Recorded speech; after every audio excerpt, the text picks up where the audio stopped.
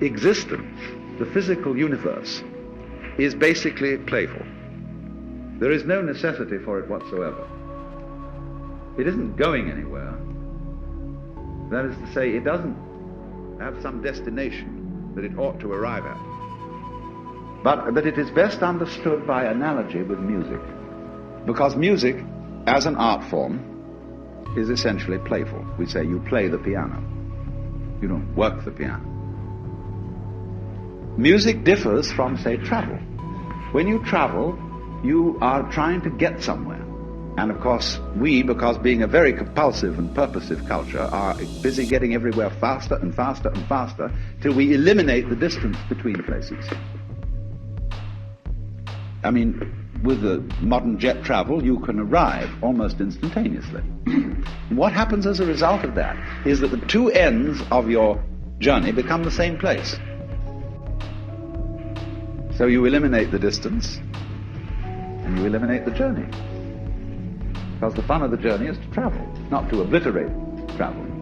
In music, though, one doesn't make the end of a composition the point of the composition. If that were so, the best conductors would be those who played fastest. And there would be composers who wrote only finales. People go to a concert just to hear one crashing chord, because that's the end.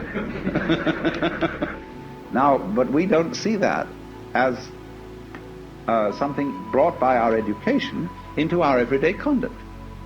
We've got a system of schooling which gives a completely different impression. It's all graded. And what we do is we put the child into the corridor of this grade system with a kind of, come on, kitty, kitty, kitty. And yeah, you go to kindergarten, you know. And that's a great thing, because when you finish that, you'll get into first grade. And then, come on, first grade leads to second grade, and so on. And then you get out of grade school, you've got high school, and it's revving up, the thing is coming.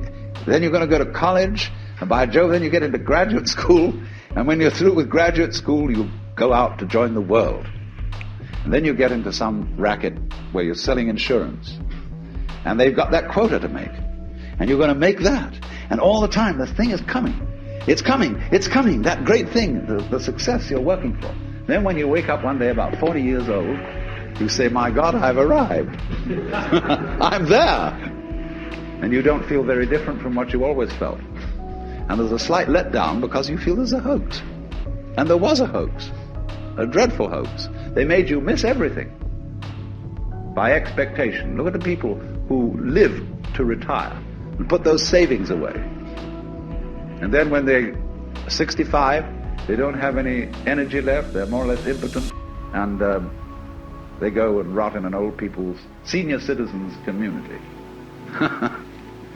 Because we've simply cheated ourselves the whole way down the line.